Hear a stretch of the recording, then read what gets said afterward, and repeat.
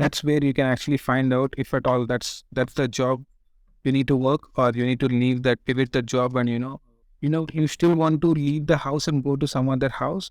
What is one moment which made you sleepless? No matter how the day is, you still need to come to your house and have something and sleep, right?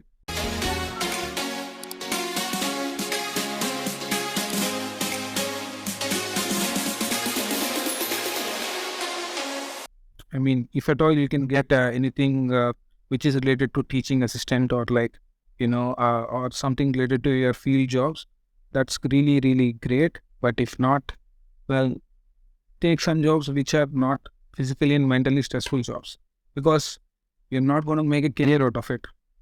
I think there's no jobs which is physically and mentally. See, the job which I'm doing, I'm not saying it is like, there is no physical and no mental work, but it is comparatively less, right? So, well, Because what I want to know is, I want to address is, people will think that there is, in these kind of the jobs, there is no stress at all. There is no physical or stress. So I want to just address, every job has its own physical and mental stress, but you have to go through all the things. Yeah, but one is more stressful and more, you need to keep more effort as a physically than compared to other jobs. So the plan is also same. So why don't you go for the job? Also, to add with, we are here for studying. Yeah. So we have to accommodate ourselves for what we are going to do and what we are actually doing. Yeah. Also, we are not trying to make a career out of it. We are just there to earn some money so that we can survive in Canada. So it's not worth, like spending your whole effort there. And if at all you're not able to come back home and read, then I don't think, that's where you can actually find out if at all that's the job you need to work, or you need to leave that, pivot the job, and, look for the job. I would say look for another job, then pivot, right? It's like you need to have your back.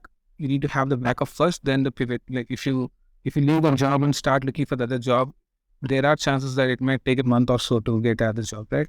So get other job, then quit the older one. I'm going to ask the most important question, Sure. which everyone needs to know, and most of the people doesn't care about that. Okay. How did you plan your finance here?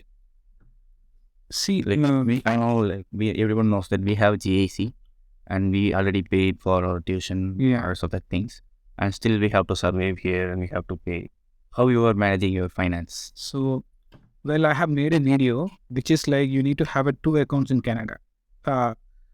It is really important to have 2 accounts, because one account, it's actually GIC account. Whatever money you get into this GIC account. The other account is going to be for your wages, the money which you are working as a part-time, you get into that account. So what happens is that you actually use only the GIC amount which you get, because GIC is like $650 or $700 per month, whereas as a part-time you earn like $1,000 per month, right? Try to save the whole $1,000 and try spending only $750 or whatever it is, 700 around as a GIC, because if you don't see the amounts in the account, you feel that you have less money, and you will be planning your, you will be mentally in a way that, okay, I have this much money, I need to, complete with this one itself. This month I should not go beyond this one. So it kind of creates you a mental barrier, I would say. The other thing is that if you have only one account for all the stuff, it's kind of messy to actually know where your money is going and coming, which money got created, which money got debited, and how it is actually working. It's tough to understand. So it's really better to have 2 accounts. And also it is not like, you get charged for opening a bank account every time. As a student, most of the accounts might be free, so you need to look for them. If you can open as a student, it doesn't gonna charge you much. I'll stop his answer right here, because I'm planning to make a separate video for planning finance or things like that. So I'm going into the next question, which is like, what is one moment which made you sleepless? Like, I'm planning a content which is in my language, it's in Maira Poch. It is not hair. Like, it's like my night, Good. I got my sleepless night. So So, what is the moment where you had your sleepless night after coming to Canada? well, it's not mine, but I have seen one of my friend go through this. Is because if you don't have a proper relationship with your roommates, it's going to be definitely a nightmare. See, you guys going to live together, and if at all, there is some kind of misunderstanding and some kind of, aggressiveness between each other, it's you cannot live properly, because no matter how the day is, you still need to come to your house and have something and sleep, right? If you're not able to do it, then it is like it makes you hell.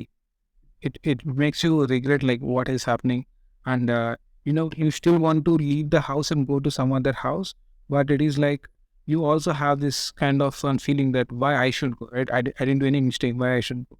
It's tough to deal with all this stuff. You're not here for having an arguments and all, right? So when if you have such kind of situations, make sure that you wind it up really quick, and if you feel like it's unbearable, I would suggest you to leave the house and go to some other house, though it is becoming tough for yourself, but still it's not worth it having an kind of an argument, or like having an aggressive kind of things. And there is a lot of life, right? It's not like you stru- uh, you have a conversation, you have this kind of uh, and there are people who speak as if their tongue is not connected to their whole body. They speak whatever they want. So with such kind of people, you cannot live here. So it's better to okay, it's fine. We'll go to any other house. It will be definitely difficult because shifting the house is not a small job to be done. But I think peace of mind is something which is really, really important. If at all you're far from your family, no matter how much you're earning, if your earning is also low, to some point you can actually you can think that okay, I start earning from next month or something. But if your peace of mind is gone, it's gone. So